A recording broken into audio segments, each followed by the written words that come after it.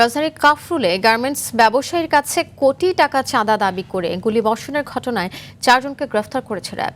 সকালে র্যাব 4 অনুষ্ঠিত প্রেস ব্রিফিংয়ে এ তথ্য জানিয়েছে কোম্পানি কমান্ডার KN রায় নিয়তি।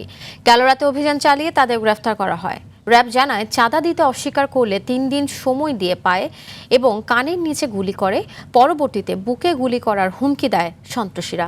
এ বিষয়ে কাফরুল থানায় মামলা হলে তদন্তে নেমে তথ্য প্রযুক্তির সহায়তায় রানা, সাগর শেখ, কালু এবং শশী নামে 4 জনকে গ্রেফতার করা হয়েছে। তারা সবাই চাঁদাবাজি এবং ছিনতাইয়ের সাথে জড়িত এবং বিভিন্ন থানায় একাধিক মামলা রয়েছে।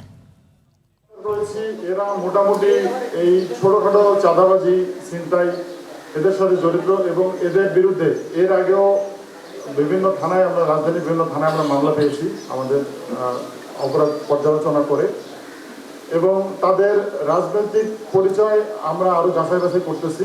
এটা আমরা সংশ্লিষ্ট থানায় হ্যান্ড ওভার করবো।